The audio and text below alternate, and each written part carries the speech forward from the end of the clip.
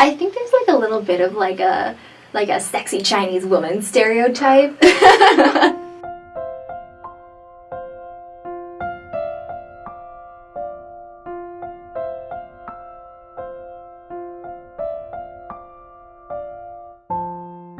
I'm Lily Lei. I'm from Moscow, Russian-born Vietnamese, I guess. I think what I've noticed is that before coming to the US, I would never call myself Asian. I would always refer to myself as Vietnamese or Russian-born Vietnamese or something along those lines. So I think the main difference in my experience was the addition of the definition of race into my vocabulary when I talk about my identity and things like that. Race, I think, is a very American concept in my experience. Well, I think it's definitely a global phenomenon, but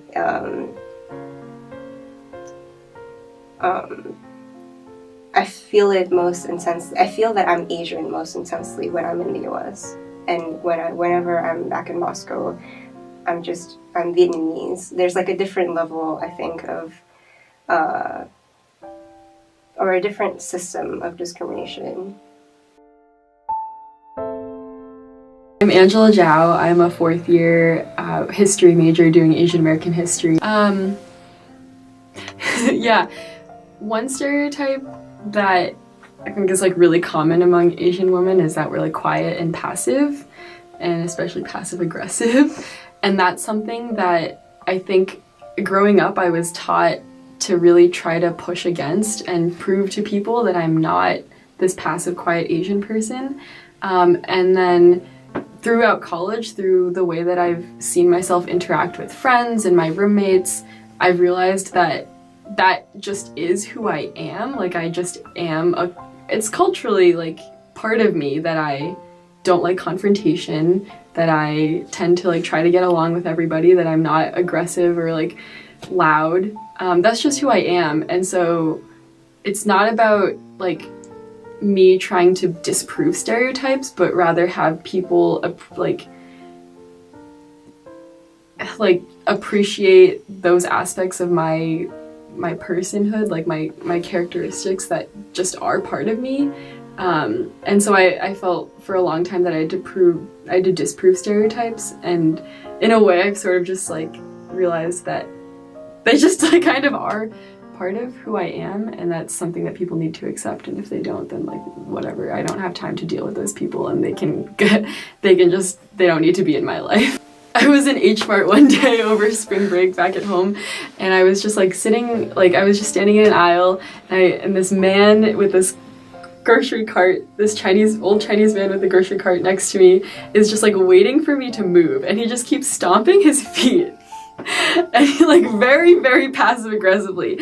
And I remember looking at him and being like, oh my god, he's so passive aggressive, like just tell me to move. But then I paused and I was like, no, that's just a cultural thing, like that's just how he is, and I need to respect that, and like people should also respect that about me. I shouldn't be trying to tell people that they need to like I shouldn't be rolling my eyes at the idea that people are passive aggressive. Like passive aggression is not a bad thing. It's a way of cultural life that operates in a lot of Asia, that operates fine. Everyone's passive aggressive there and it works totally fine. It's like not something that should be looked down upon, and I think that's like a Western mentality to think about passivity as like a negative connotation, when it really can be like a very empowering and like just like a self-affirming part of someone's identity.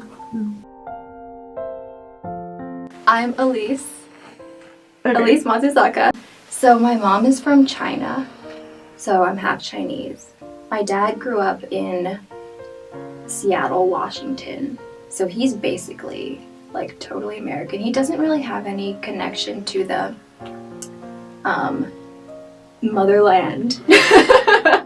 Even though he's not Chinese, he's half Japanese, and the other half of him is British and Croatian.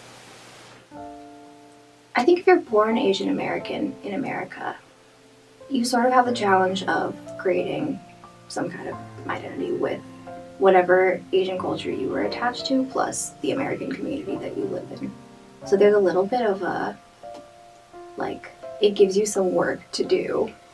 And I think that's like an important job of whatever community that you're in to help you establish or like work through that sort of identity. I'm not sure. This is like something that I'm thinking of right now. My name is Nick Hill. I'm a third year at U Chicago studying public policy and South Asian languages and civilizations. I guess I identify as South Asian American, as Indian American, as Telugu, which is the kind of ethnic group that my family is from.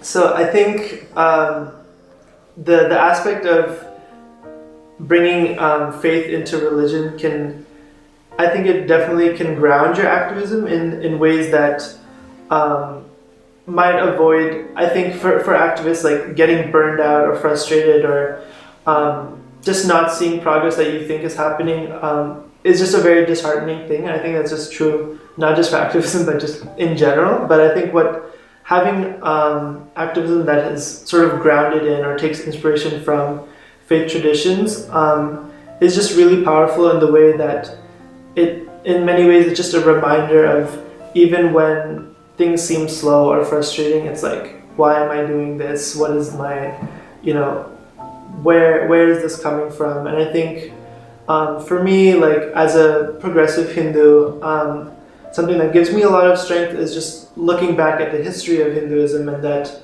there's been a lot of oppression and it's, part of it, you can't deny that, but at the same time all of that was happening, there were voices who were speaking out against, and things might not be ideal against, but they might not be ideal right now, but we can't just like stop that tradition of like protest and of questioning and of justice. So I think that having that religious background in activism, it gives you a personal sense of like why you're doing it. It kind of connects you to a larger community in terms of like just the history and stuff that you've grown up in your heritage, and it makes it very personal and meaningful. And I think you can definitely have it's not like activism without religion is any better or worse, but I think it brings a dimension that, at least for me, is something that you can just keep drawing upon, and it doesn't really get burnt out in a way, if that makes sense.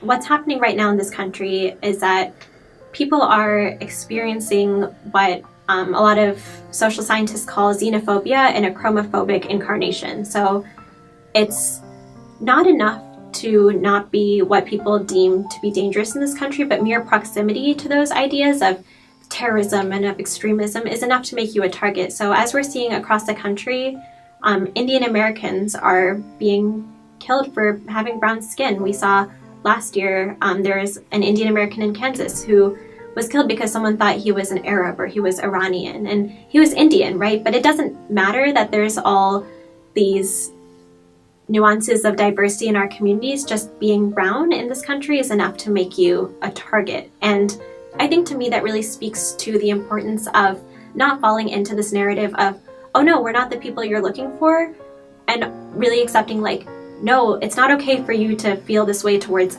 anyone. And so one thing that happened to me a lot growing up and happens to a lot of Indian Americans growing up is in the aftermath of 9/11, people would be like, oh, like, is your family Muslim? Like, does your dad look like the people we saw on TV? And I'd be like, no, like, my family isn't Muslim, we're Hindu. Or like, no, I'm Indian, I'm not like from these countries that you think people who are dangerous come from. But as I've grown older and as I've, learned more about how divisions in our communities make us all weaker, I realized that the right answer isn't, no, I'm not the people you're looking for, but it's not okay to feel that way about anyone, and it's not okay to target anyone.